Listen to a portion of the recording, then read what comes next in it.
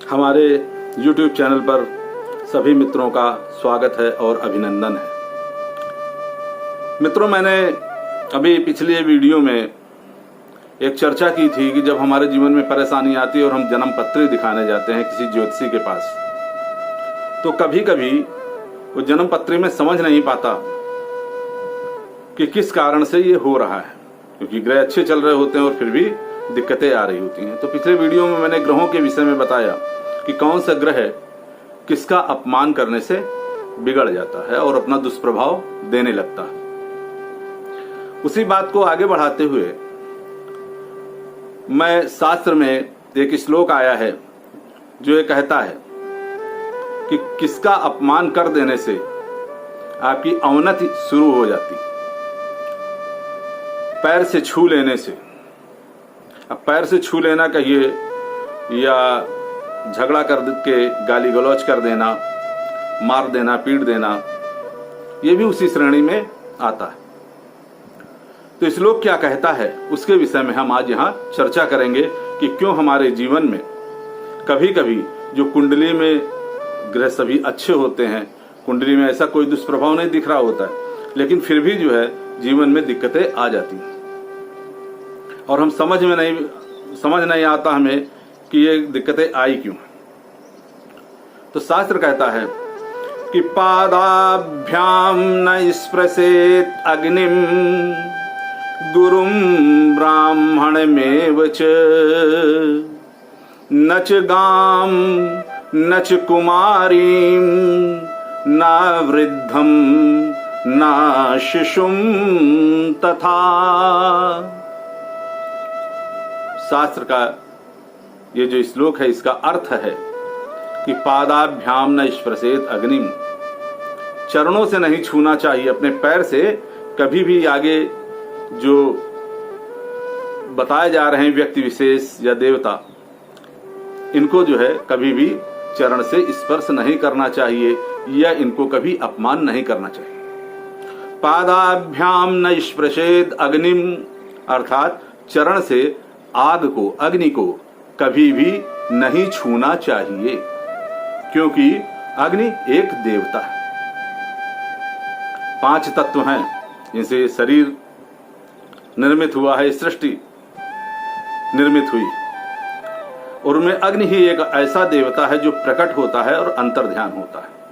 अर्थात आप माचिस लेते हैं और माचिस को जलाते हैं तो अग्निदेव प्रकट होते हैं, और फिर जब तक जो ईंधन होता है उसको जलाने के बाद, उस वस्तु को जलाने के बाद वो जो है ब्रह्मलोक को चले जाते हैं। ये प्रत्यक्ष देवता है। तो यदि इनको कभी अपमान कर दिया, इनको पैर से आग पड़ी हुई है, आपने उसको पैर से हटाया, चप्पल या जूते को पहने आपने उसको पैर से हटाया, तो ये अग्निदेव का अपमान। गांवों में भी बहुत से लोग अग्नि को जला करके जाड़ों में बैठ जाते हैं और तापते हैं, तो कोई उसमें थूक देता है, कोई तम्बाकू निकाल के उसी में थूक देता है। ये नहीं करना चाहिए, इससे अग्निदेव का अपमान होता है। पादाभ्याम न स्पृशेद अग्निम गुरुम ब्राह्मणमेव च। और किसको नहीं छूना चाहिए? चरण से कभी भी किसको नहीं छूना चाहिए?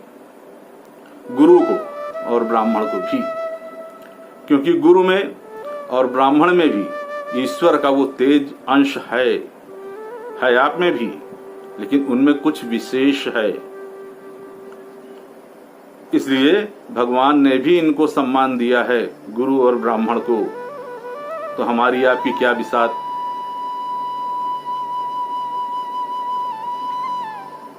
इनका भी अपमान कभी नहीं करना चाहिए। यदि आप करते हैं तो आपकी अवनत के मार्ग खुल जाएंगे, पद प्रतिष्ठा पे धब्बा लग जाएगा, पद चला जाएगा, आपकी गरिमा नष्ट हो जाएगी। इसलिए कभी भी अग्नि का, गुरु का, ब्राह्मण का चरण से स्पर्श ना करें, उनका अपमान ना करें। न च गाम न च कुमारीं न वृद्धम न शिशुम तथा। न च गाम, गाय के अंदर तो आपने एक चित्र देखा होगा, गाय के अंग प्रत्यंग में हर एक देवता निवास करता, तो गाय को आप कहीं भी अगर आप उसके ऊपर प्रहार करते हैं तो ये उस देवता का, जिस अंग पे वो देवता निवास करता है, उसका अपमान हो जाता और उसका प्रतिफल आपको अवनति के रूप में, दुख के रूप में भोगना पड़ता। साथ ही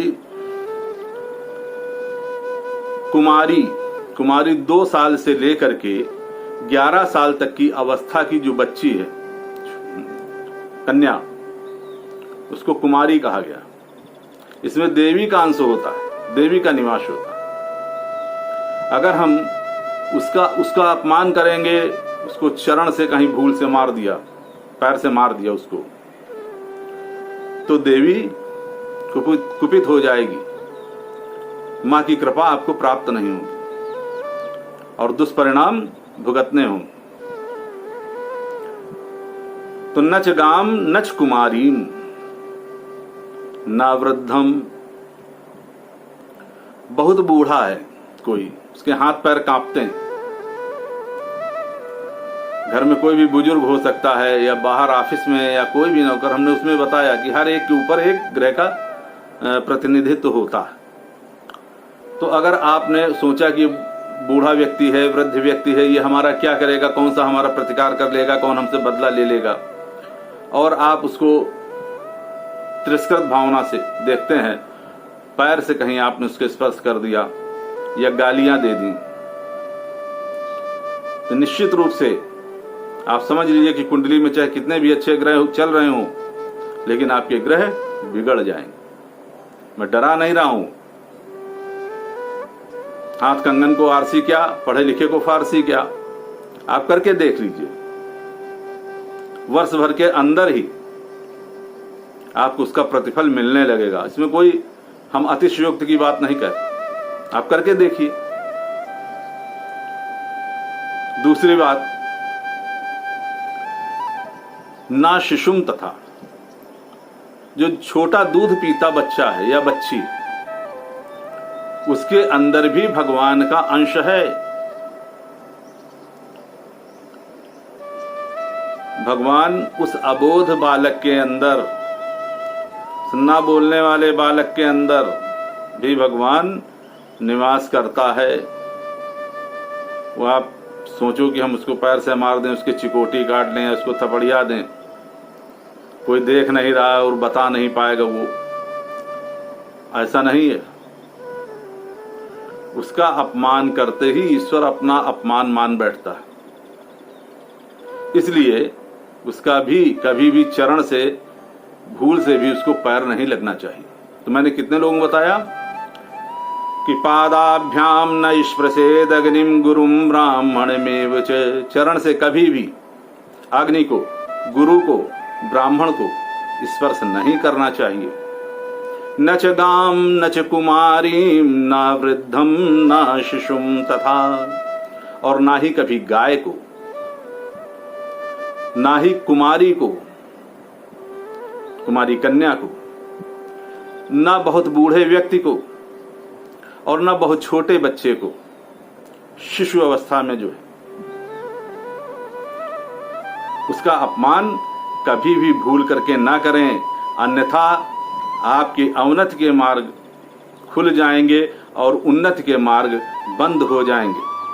आप कुंडली लेकर के पंडित जी के पास जाओगे, ज्योतिषी के पास जाओगे, वो देखेगा और कहेगा इसके अंदर तो सब कुछ ठीक ठाक लग रहा है, फिर वो आपको कोई छोटा मोटा उपाय बताएगा, लेकिन असली बात उसको नहीं पता चलेगी कि ऐसा हुआ क्यों, और वो आप बताओगे नहीं, वो जान नहीं पाएगा, तो उसका सही उपाय नहीं हो पाएगा। तो फिर आपकी जो उन्नति है, जो सुख समृद्धि के जो साधन हैं, वो आपको नहीं प्राप्त होगी।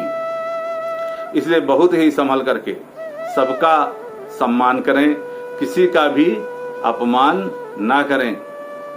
बड़े बूढ़े का, किसी का, कोई भी हो, किसी भी जाति का हो, किसी भी उम्र का हो, उसका भी अपमान ना करें, क्योंकि अपमान करने से उसकी आत्मा को क्लेश होता है और फिर आत्मा रुष्ट होकर के श्राप दे देती है। और संसार में ये भी बात समझ लीजिए कि श्राप और वरदान यानी अभिशाप और वरदान ये दोनों बहुत काम करते हैं। किसी की आत्मा संतुष्ट हो गई और उसने हृदय से आपको आशीर्वाद दिया कि जाओ बेटा तुम्हारा कल्याण हो, निश्चित आपके साथ अच्छा होगा, आपकी उन्नति होगी। लेकिन अगर आपने किसी का श्राप लिया, किसी को दुखी करके, उसकी आत्मा को दुखी करके अगर आपने श्राप ले दिया, तो ये भी निश्चित है जब पाप जुड़ता है तो फिर पुण्य भी जुड़ता है, और जब पुण्य जुड़ता है तो पाप भी जुड़ता है। तो अगर आपने उसका श्राप ले लिया तो आप निश्चित ही दुख के भागी होंगे। इसलिए बहुत ही संभल करके कहा भी है कि निर्बल को न सताइए, जाकी मोटी हाय, मुई खाल की श्वास सो सार भस्म हुई जाए। निर्बल को कभी सताना नहीं चाहिए, क्योंकि उसकी जो आह होती है, जो हाय होती है, बहुत बुरी होती है। ये नहीं सोचना चाहिए कि ये क्या कर पाएगा, क्योंकि मरी हुई खाल के चमड़े की धोकनी से मट्टी में जब धोका जाता है उसको, अग्नि इतनी तेज प्रज्वलित होती है कि लोहा भस्म हो जाता। इसलिए बंधुओं, आज के लिए बस इतना ही। सभी का सम्मान करें, हम आपका सम्मान करें, आप हमारा सम्मान करें। जय श्री राम। प्रणाम।